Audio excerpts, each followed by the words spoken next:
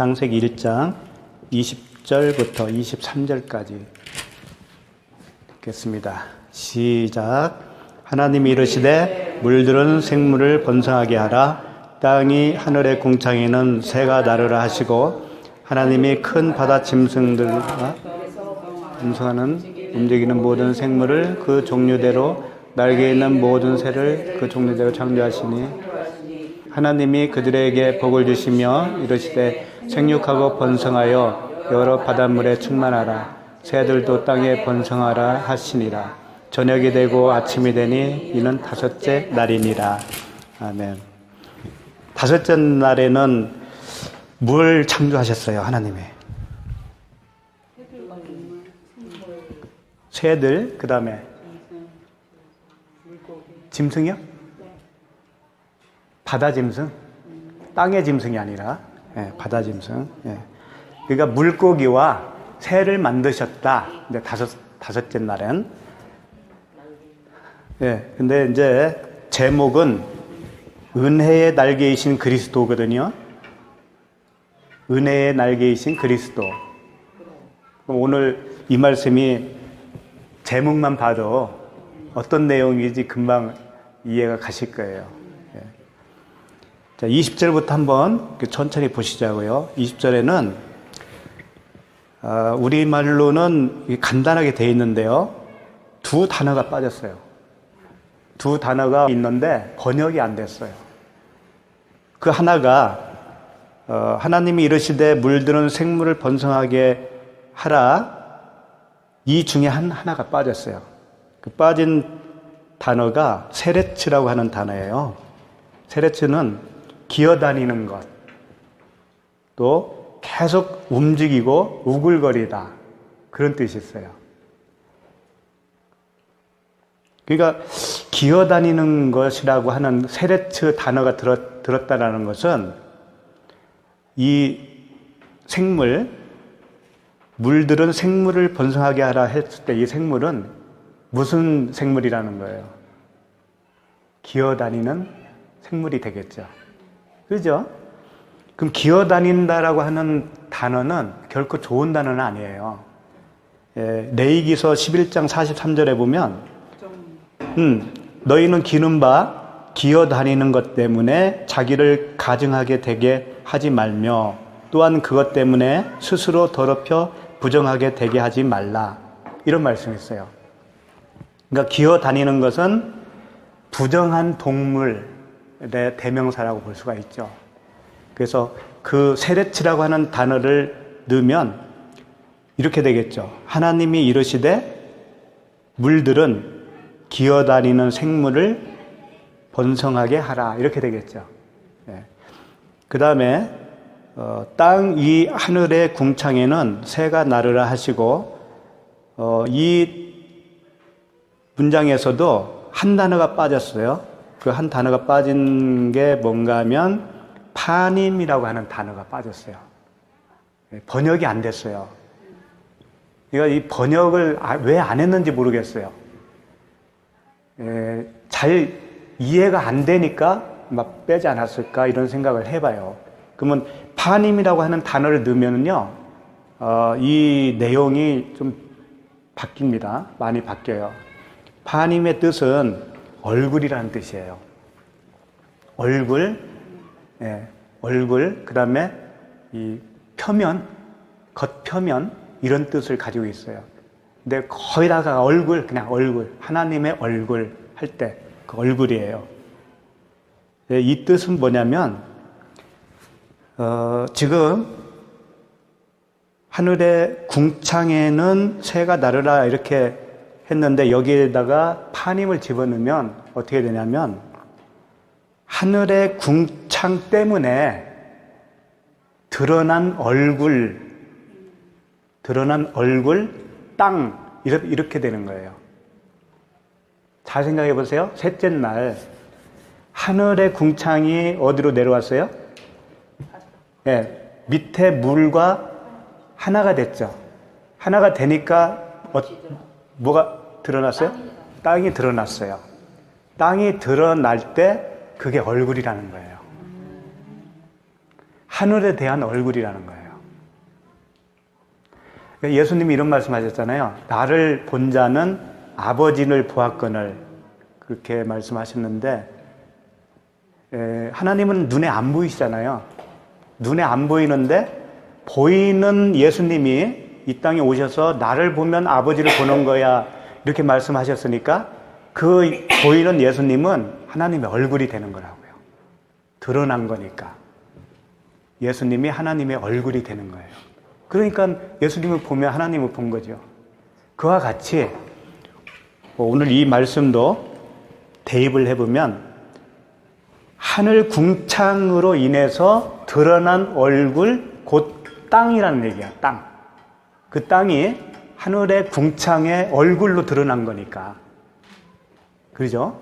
하늘의 궁창은 사실은 안 보이는 거예요. 안 보이는 건데 보이는 땅으로 드러난 것이, 땅이 누구예요? 우리들이죠. 우리들. 새로운 땅. 새로운 땅. 그 땅을 새가 나르라 이렇게 돼 있잖아요.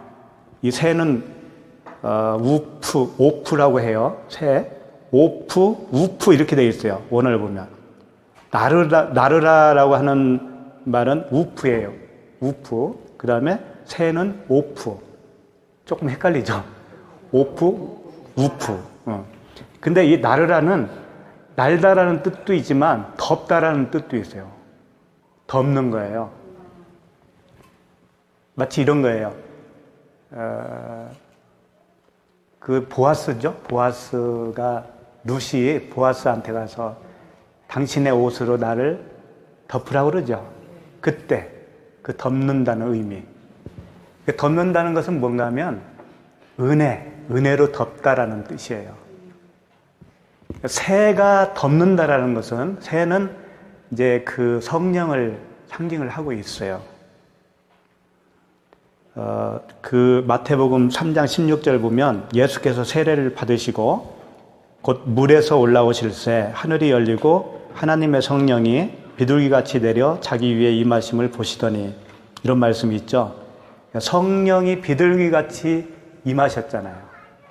예수님이 물에서 세례를 받으시고 죽으신 거죠. 그리고 다시 올라올새. 올라오는 것은 무티 드러나는 거죠.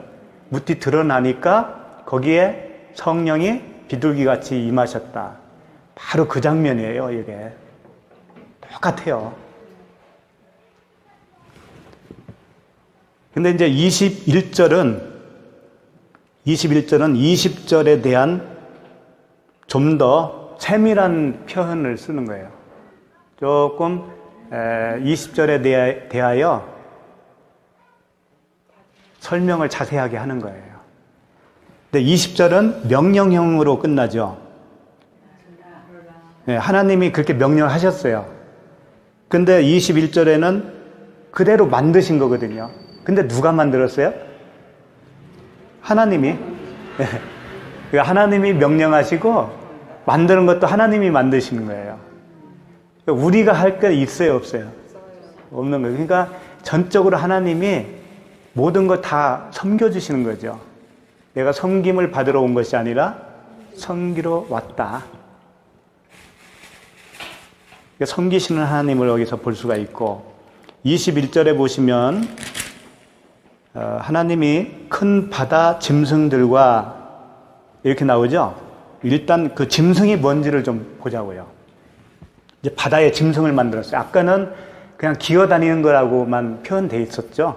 근데 이제 21절 오니까 그게 짐승들이란 말이에요. 큰 바다에 짐승. 짐승이 탄닌이라고 되어 있는데, 탄닌을 검색해보면 뱀, 용, 바다 괴물, 악어, 승냥이. 실제적으로 이 성경에 이런 똑같은 탄닌을 그렇게 표현하고 있어요. 번역을 그렇게 하고 있어요. 여러 가지로. 어떨 때는 괴물, 어떨 때는 뱀, 용, 승냥이라고도 하더라고요. 승냥이. 네. 그러니까 이 짐승은 좋은 의미가 아니죠. 네. 짐승이 먹고 사는 게 있을 거예요. 이 바다 짐승이 뭘 먹을 것 같아요? 바다에 사니까 바다는 물을 먹죠. 근데 그 바닷물은 무슨 물인가? 하늘에서 내려온 물과 아랫물이 섞여 있는 거잖아요. 그죠? 진리와 비진리가 섞여 있는 물이라고요. 이 괴물은, 짐승은 진리를 알아요. 모르는 게 아니라고요. 아는데 완벽하게 몰라. 그게 문제야. 그러니까 이단들이 진리를 많이 이야기하잖아요. 그런데 이단이야. 왜? 진리면 끝까지 진리로 나갔어야 되는데 완벽하게 모르니까 비진리와 섞여 있는 거예요. 그래서 어떨 때는 진리를 말해요. 어떨 때는. 그러니까 그것만 봤을 때는 맞네. 그래서 거기에 추종자가 생기는 겁니다. 이만 누구예요? 신천지. 또 어머니 교회 또 그 누구죠? 안산 누구? 네. 그런 데 가면 이단인데 전혀 맞지 않는 이야기 할 것 같아요. 끝만 달라. 오히려요, 진리에 가까운 이야기를 많이 해요. 그래서 쏙 빠지는 거예요. 그러죠, 그렇죠. 그게 괴물이라고, 그게 괴물. 그러네, 괴물 맞네. 그래서 그걸 혼합된 음료, 혼합지. 술에 취한 자, 이렇게 표현을 하고 있어요. 너희가 술 취하지 말고 오직 성령 충만함을 받으라. 그러니까 술 취한 것은 그 복음과 비진리가 섞여 있는 거예요. 그것을 술 취한 상태. 성령 충만을 받으라고 하는 것은 신접한다고 그러죠. 신접한다. 그런 개념으로 생각하기 쉬운데 전혀 그런 얘기가 아닙니다. 예. 어떨 때는 성령이 막 충만하다가 어떨 때는 또 성령이 없어서 또 이렇게 비실비실 그런 얘기가 아니라고요. 성령 충만은. 예. 완전히 그 비진리가 이제 죽은 상태. 예? 그 깨끗한 말. 하기오스 푸니마라고 그랬잖아요. 예? 깨끗한 말씀을 갖게 된 진리의 사람. 그게 성령 충만이죠. 요한계시록을 보면 이런 말이 있어요. 우리 한번 찾아봅시다. 여기는 좀 기니까. 요한계시록 12장 13절 13절부터 한번 보시죠. 네, 13절. 네, 13절부터. 네, 제가 읽으면서 한번 볼게요. 용이 자기가 땅으로 쭉 내쫓긴 것을 보고 남자를 낳은 여자를 박해하는지라. 이 용이 나오죠. 바다 용이에요. 근데 남자를 낳은 여자래요. 남자는 누구고 여자는 누굴까요? 남자를 낳은 여자. 이게 이제 먼저 해결이 돼야 그 다음 절이 나갈 수가 있어요. 씨를 받은 사람이 사랑을 받게 한다는 건가? 어쨌든 용은 이제 아니까 여자가 남자를 낳았죠. 그럼 일단 여자가 누굴까요? 여자는 여자는 우리가 여자지. 그러니까 예, 우리가 여자인데 남자를 낳았다라고 하는 것은 우리가 여자인데 우리가 여자로 있으면은요 안 돼요. 내가 남자가 되어야 돼요. 예, 내가 아들이 되는 거잖아, 아들. 그러면 여기서는 여기 표현으로 말하면 남자가 우리야. 반대로. 그렇지. 우리가 원래는 여자였지만 남자로 태어나는 거예요. 씨를 가진 하나님의 아들로 태어나는 거잖아요. 그럼 우리를 아들로 태어나게 하는 그 분이 여기서는 여자라고 표현이 되어 있는데 그 여자가 누구냐 하면 우리 다 해서 알 거예요. 이게 언약이에요, 언약. 언약의 말씀. 했잖아요. 사라가 약속의 여자라고 그러잖아요. 사라하고 하갈을 두 언약이다라고 했어요. 두 언약. 네, 생각나죠? 그런데 사라는 언약은 언약인데 자유한 언약이다. 진리다. 그 다음에 하갈은 비진리, 율법. 네? 표면적인 율법. 그 표면적인 율법으로 낳은 자녀들이 비진리의 자녀들이죠. 그러니까 이 여자는 말씀을 말하는 거예요. 언약의 말씀, 진리의 말씀. 예. 진리의 말씀으로 우리가 아들이 되잖아요. 그렇죠? 그런데 이제 해결이 됐죠? 14절로 넘어갈게요. 14절. 그 여자가 큰 독수리의 두 날개를 받아 광야 자기 곳으로 날아가 거기서 그 뱀의 낯을 피하여 한 떼와 두 떼와 반 떼를 양육받으매, 그 여자가 큰 독수리의 두 날개를 받아 광야는 교회입니다. 교회로 나가서 양육을 받는데, 여기서 이제 독수리 두 날개라고 되어 있는데 성령을 뜻하는 거예요. 예수님이 성령에 이끌려서 광야에서 시험 받잖아요. 그와 같은 모습이라고 보면 돼요. 예? 그러니까 그걸 한 때와 두 때와 반 때, 어느 때가 있는 겁니다. 우리가 교육을 받았어요. 그동안에 교회에서, 광야에서. 그 말이에요, 이게. 15절로 넘어가면 여자의 뒤에서 뱀이 그 입으로 물을 강같이 토하여 여자를 물에 떠내려가게 하려 하되, 광야로 피했더니 거기까지 쫓아왔어요, 용이. 뱀이라고 했습니다. 여기서는 같은 겁니다. 뱀이 그 입으로 물을 강같이 토하여 여자를 물에 떠내려가게 한다는 거예요.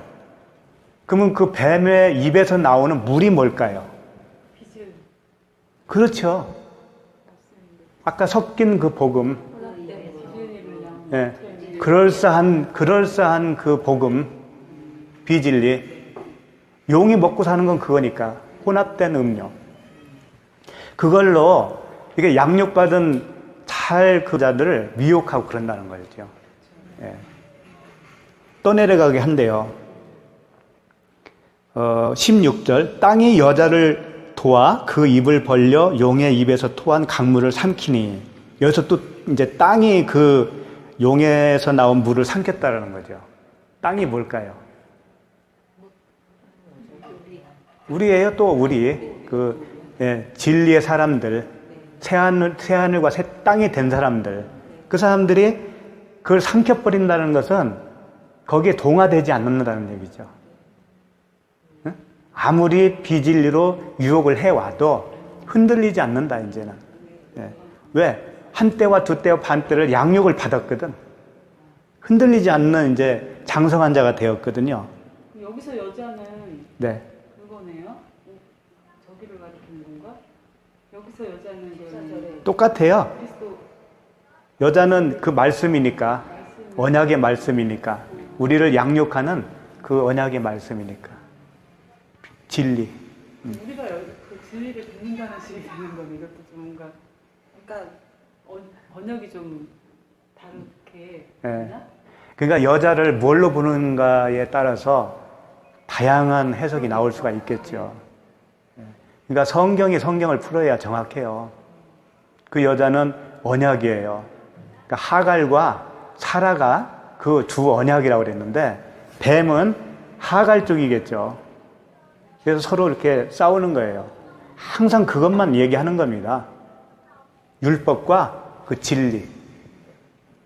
율법은 모세로부터 왔고, 은혜와 진리는 예수 그리스도로 왔다. 그렇잖아요. 그 두 언약이 싸우는 거예요.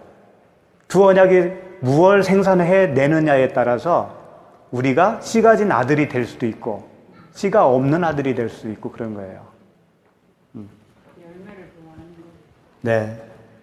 17절 보면 용이 여자에게 분노하여 돌아가서 그 여자의 남은 자손 곧 하나님의 계명을 지키며 예수의 증거를 가진 자들과 더불어 싸우려고 바다 모래 위에 서 있더라.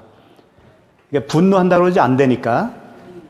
그리고 여자의 남은 자손이라고 그러잖아요. 여기서 여자의 남은 자손 곧 하나님의 계명을 지키며 예수의 증거를 가진 자. 우리들 그 얘기예요. 예수의 증거를 가진 자가 뭐겠어요? 예수의 증거를 가진 자? 네.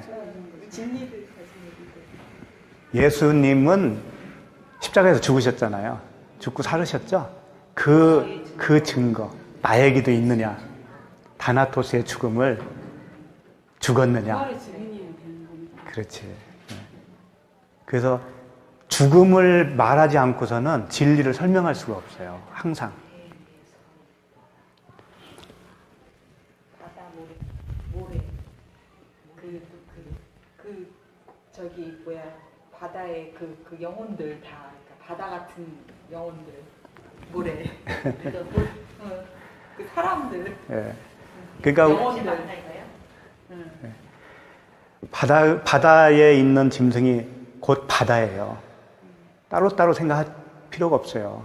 그 짐승이 곧 바다고 바다가 그 짐승이고 그렇지. 예. 저기 그 목사님 김 목사님도 이 바다를 좋게 표현을 안 했어. 그러니까 그 꼬리가 그러니까 머리가 될지언정 꼬리 되지 말라는 게 그 바다에서 물고기가 살면은 꼬리 치면서 살잖아. 꼬리 힘으로 생선들은. 근데 그게 이제 낚여서 올라와야 돼 바다에서. 그렇죠. 올라와서 땅에 딱 얘네들이 올라오면 죽을 수밖에 없는 거야. 왜냐면 물이 없으니까 꼬리를 못 치는 거야. 그러니까 내 힘에 그거를 멈춘다는 거지. 그래서 그렇게 죽은 자만 이제 구원이 있는 거지. 그렇습니다. 맞아요. 예. 꼬리 친다. 그게 꼬리가 그러니까 머리가 될지언정 꼬리가 되지 말라는 소리인데 사람들은 그거를 갖다가 어디 가서든 리더가 될지언정 그래 그런 말을 꼬랑지로 이렇게 막 핫바리로 찌질하게 사는 걸로 그렇게 말을 하잖아. 목사님들 다. 막 기도할 때도 머리가 될지언정 학생들 특히 학생들 기도할 때 꼬리가 되지 말게 하시면 막 이러면서 우리도 그랬어. 그러니까 우리가 그렇게 알았죠. 근데 절대 그 얘기가 아니라는 거지. 그러니까 결론은 머리가 될지언정 꼬리가 되지 말라라는 거는 죽으라는 소리인 머리는. 맞아요. 예. 그렇게도 표현 가능하죠. 머리 그러니까 온통 바다가 넓잖아요. 힘이 돼야지. 바다가 넓듯이 비진리가 훨씬 많은 거예요. 예. 그러니까 신천지나 뭐 어머니 교회 이렇게 그 알려진 데는 사실 문제는 안 돼요. 근데 알려지지 않는 모든 교회가 더 문제일 수가 있어요. 그냥 굳세어라 믿더라고. 예. 정말 그게 거기에 대한 확신이 너무 커. 그러죠. 예. 자, 그러면 다음번에 들어가면 물에서 번성하여 움직이는 모든 생물을 그 종류대로 날개 있는 모든 새를 그 종류대로 21절이 걸 예, 21절입니다. 여기에 이제 날개가 나와요. 1장 21절 엄마 예. 1장 21절 처음으로 돌아가는 거예요. 예. 그러니까 21절에는 바다에 있는 용 이야기가 나왔고요. 예, 그 짐승. 예. 바다에 어떻게 짐승이 살아요? 물고기가 살지. 그런 표현들을 쓰는 이유가 다 있는 거예요. 진짜 바다 이야기가 아니다라는 거지. 예, 예. 그러면서 이제 날개 있는 모든 새를 그 종류대로 창조하시니 이 날개가 카나프인데요. 날개라고 번역이 되고요. 그 다음에 옷깃, 그 다음에 늘어진 옷, 그런 상징적으로 쓰고 있어요. 아까 설명했듯이 보아스가 옷으로 덮었다고 그러잖아요. 그 옷깃이 바로 카나프예요. 날개. 이게 날개는 하나님의 그 우리를 죄인을 덮는 그 상징적인 성령을 말씀하시고 있어요. 그래서 이 날개 있는 새라고 그랬잖아요. 새는 날개가 없는 새도 있어요. 없어요. 근데 왜 날개 있는 새라고 또 이렇게 못 박아서 진리가 있는 야, 금방 이제 또 알아먹네. 영적으로는 날개가 없는 새가 있는 거예요. 영적으로는. 새는 다 날개 있어요. 다 있는데 여기서 말씀하시는 날개는 말씀하신 대로 진리의 날개를 가진 그 새를 얘기하는 거고, 그러면 비진리의 새는 날개가 없다는 얘기예요. 은혜가 없는 거예요.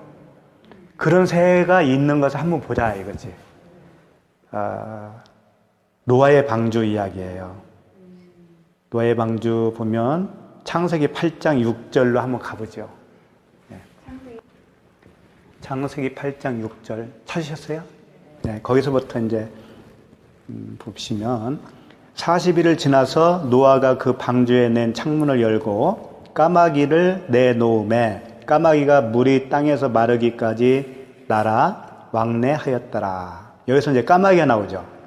까마귀는 이제 오레부라고 하는 단어로 되어 있어요. 뜻은 어두워지다, 저녁 이런 뜻을 가지고 있어요. 까마귀는 어둠의 상징이에요. 까마귀는 날개가 없어요. 나를 수가 없어요. 진리가 없다고요. 그런 의미로 까마귀를 쓰는 건데, 까마귀를 그 방주 창문을 열고 밖으로 내보냈죠. 그랬더니 까마귀가 들어왔어요? 안 들어왔어요? 안 들어왔어요. 근데 까마귀를 내보낸 이유가 뭘 것 같아요? 네. 그 다음 절에 보시면 8절 보시면 그가 또 비둘기를 내놓아 지면에서 물이 줄었는지를 알고자 하며, 비둘기는 물이 줄었는지를 알고자 해서 내보냈어요. 근데 까마귀는 아니에요. 그러니까 문맥은 갈라지는 거예요. 까마귀 이야기는 까마귀대로 이야기가 단락이 지어지고, 비둘기는 비둘기대로 단락이 지어지는 거예요. 그러니까 까마귀를 내보낸 이유는 이렇게 생각하시면 돼요.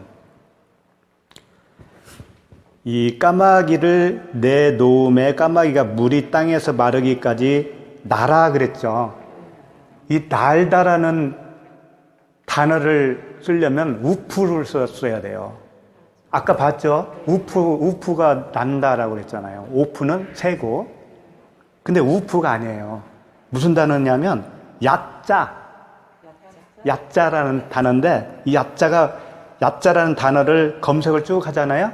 어떻게 번역이 계속 되어지냐면 떠나가다, 나가다, 그런 단어로 번역이 돼요. 그러니까 까마귀를 내보낸 거예요. 까마귀가 거기서 나간 거라고요. 그게 무슨 얘기일까요? 바다로 간 거예요. 그러니까 진리에서 진리가 나와버리는 비진리로 간 거예요. 까마귀도 분명히 방주 안에 있었어요. 그러니까. 네. 섞여 있었어요. 근데 이제 무티 드러나니까 함께 할 수 없는 까마귀, 진리와 함께 할 수 없는 비진리, 율법, 그 율법이 우리 안에도 잔재해 있다고요. 구원받은 우리한테도. 그 까마귀가 우리한테 남아 있단 말이에요. 방주에 같이 이렇게 혼합돼서 왔었던 것처럼 함께 살 수 없는 그 비진리를 떠나 보내야 돼. 창문을 열고. 그 까마귀가 나간 거예요. 날아갔다라는 표현을 안 써요. 떠나갔다. 제 갈 길로 간 거다. 그렇게 쓴 거라고요. 그러니까 우리들도요. 우리 안에 있는 예. 진리가 나가는 걸로 생각을 해야 맞는 거죠. 자꾸 내보내야 돼요. 말씀을 통해서 이렇게 점검 받잖아요. 그럼 나에게 또 뭔가가 발견되어질 거예요. 그럼 그거 떠내보내는 거죠. 자꾸. 네.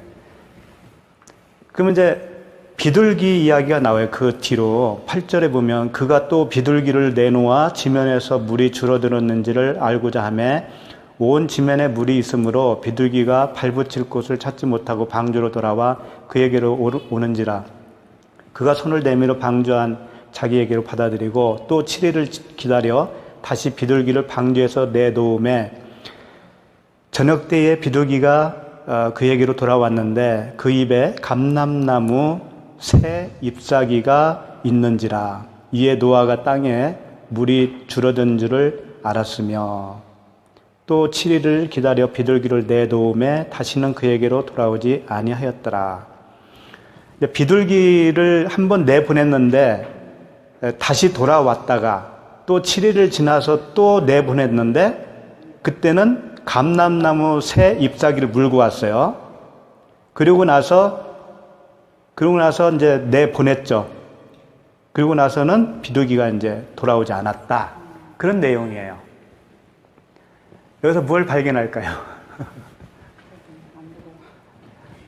비둘기가 한 번에 이렇게 뭘 이렇게 물고 온 게 아니고 두 번, 세 번 막 이러죠. 예, 또 7일 또 지나서 이렇게 내보냈다가 하는 거. 그러니까 뭔가 굉장히 시간이 걸리는 거잖아, 이게. 비둘기를 통해서 얻어지는 뭔가가 있는데 그 얻기까지가 시간이 좀 걸리잖아요. 이걸 감람나무가 뭔가 하면 자이트라고 하는데 기름 부은 자, 기름 부음을 받은 자. 그리스도예요. 기름 부음을 그렇죠. 그 단어가 그 단어예요? 네. 스가랴 4장 14절에 그게 정확하게 나와요. 나중에 찾아보시면 스가랴 4장 14절에 보면 그 감람나무가 뭡니까 하면서 그 물어봐요. 그러니까 그거 모르니 그러면서 기름 부음을 받은 자야 이렇게 정확하게 가르쳐줘요. 그러니까 그때로 말하면 메시아죠. 구약에서 메시아죠. 그러니까 그리스도 기름 부음을 받은 자. 그러니까 그 비둘기가 감람나무를 가져왔어요. 감람나무 새 잎을 가져왔어요. 새 잎은 새라고 하는 새로운 거잖아요. 새로운 거. 새로운 것은 따라프라고 되어 있는데 새로운 양식. 새로운 양식이고 잎사귀는 마르지 아니하는 시냇가에 심은 잎사귀. 그런 의미가 있다고요. 그러니까 그 비둘기가 물고 온 감람나무 잎새는 새 잎새는 그리스도, 그 성령, 그리스도를 통해서 얻는 새로운 양식, 말씀 다 같은 얘기예요. 그리고 비둘기 자체가 그걸 보내주는 메신저, 성령이라고 할 수도 있고 성령이죠. 성령이고 그러니까 그걸 다 이루어주고 비둘기는 자기가 할 일 다 끝내고 떠나러 가는 거잖아요. 그러니까 오늘 그 말씀에 보면 날개 있는 모든 새를 창조했다라고 되어 있잖아요. 그 날개 있는 비둘기 같이 그 은혜의 날개를 달고 있는 새, 성령, 그리스도 그것을 말하는 거죠. 그리고 또 이게 우연인지는 모르지만 비둘기가 히브리어를 검색하잖아요. 요나로 돼 있어요. 요나. 요나가 비둘기예요. 어쨌든 이 날개 카나프는 그 은혜로 덮다, 그 은혜의 날개이신 그리스도 성령을 표현하고 있죠. 그래서 성경을 이렇게 검색하잖아요. 그러면 그런 단어가 엄청 많이 나와요. 다 볼 수는 없고 제가 이제 몇 가지만 한번 읽어드릴게요. 출애굽기 19장 4절에 보면 내가 애굽 사람에게 어떻게 행하였음과 내가 어떻게 독수리 날개로 너희를 업어 내게로 인도하였음을 너희가 보았느니라. 독수리 날개로 이제 표현을 하고 있죠. 애굽에서 이렇게 업어왔다. 출애굽기 25장 20절에는 그룹들은 그 날개를 펴서 그 날개로 속죄소를 덮으며 속죄소에 그 시은좌라고 그러죠. 뚜껑. 거기에 그룹이 있어요. 두 그룹이. 날개를 피고 있는 그걸 말하는 거예요. 그룹들은 그 날개를 높이 펴서 그 날개로 속죄소를 덮으며 속죄소가 안에가 뭐가 들어있어요? 법궤 안에? 율법이 들어있고 만나가 들어있고 그 돌판이 들어있는 거죠. 그 율법, 겉으로 드러난 율법을 덮어버리는 거예요. 모세의 율법을 은혜로 덮어버리는 거죠. 네. 그런 상징을 가지고 있어요. 그 다음에 이제 말라기서를 가보면 말라기 4장 2절에 내 이름을 경외하는 너희에게는 공의로운 해가 떠올라서 치료하는 광선을 비추리니 너희가 나가서 외양간에서 나온 송아지같이 뛰리라. 여기서 치료하는 광선을 비춘다. 이 비춘다가 카나프예요. 이 말씀을 부흥사들이 많이 인용을 해요. 치료하는 광선이 임한다. 그러면서 막 그 안수 힘을 줘서 눌러가면서 하잖아요. 뭐 손에서 무슨 광선이 나오나요? 치료의 광선을 바라해서 치료해 주시고. 그러니까 이 치료하는 광선은 은혜의 날개라는 거예요. 성령이 이 비질을 다 내어 쫓고 우리를 진리의 아들로 태어나게 하시는 그 치료를 말하는 거라고요. 근데 이걸 그냥 육적인 것으로 적용을 해버리면 병 고쳐준다고 하는 거죠. 그 다음에 이제 하나 마지막으로 누가복음 13장 34절에 보면 예루살렘아 예루살렘아 선지자들을 죽이고 내게 파송된 자들을 돌로 치는 자여 암탉이 제 새끼를 날개 아래에 모음같이 내가 너희의 자녀를 모으려 한 일이 몇 번이냐 그러나 너희가 원하지 아니하였도다. 암탉이 새끼를 그 날개 아래에 모음과 같이 할 때 그 카나프, 날개, 카나프 다 같은 이야기죠. 듣고 보면. 그리고 하나님이 보기에 좋았더라 그래요. 바다에 괴물도 만드시고 하늘에는 날개 달린 그 새도 만드셨는데 보시기에 좋았다라는 거예요. 하나님은. 그러니까 우리는 쉽게 판단해서는 안 되는 거예요. 이거 좋다 나쁘다로 생각할 게 아니에요. 나쁜 것은 나쁜 걸로 쓰임이 있으니까 바다 용으로서 쓰임새가 있다고요. 그래서 뭐죠? 악한 마귀도 적당히 하나님의 쓰임에 적당하다. 그러시는 네. 하나님이 맞아요. 그러시는 거로 사단도 그렇죠. 하나님께서 그러죠. 그런 말씀 있죠. 그래서 그러니까 우리는 항상 선악으로 판단을 해요. 근데 하나님은 환난도 지으시고 기쁜 것도 지으시고 빛도 지으시고 어둠도 지으시고 다 쓰임새가 있는 건데 문제는 내가 어둠인 것을 깨닫지 못하면 그게 나쁜 거예요. 거기에 머물러 있으면 그건 사망인 거죠. 그러니까 내가 용인 것을 알았으면 빨리 버려야지. 그 용 자리에서 계속 그 왕관을 쓰고 그 노릇을 하게 되면 그냥 심판의 부활로 나올 수밖에 없어요. 그러니까 기어다니는 짐승과 같이 지음을 받은 우리, 본래 그렇잖아요. 기어다니는 짐승이었잖아요, 우리가. 하나님의 은혜의 날개, 그 그리스도, 그 성령으로 옷 입혀주셨잖아요. 그리스도의 옷을 입혀주시잖아요, 우리에게. 그래서 우리를 새 땅, 새 하늘이 되게 해주셨잖아요. 네. 그렇게 해주시는 하나님을 늘 감사하고 그 빛을 어디에서든지 전하는 자가 되면 되는 겁니다. 다 그렇게 되기를 바랍니다. 네, 감사합니다.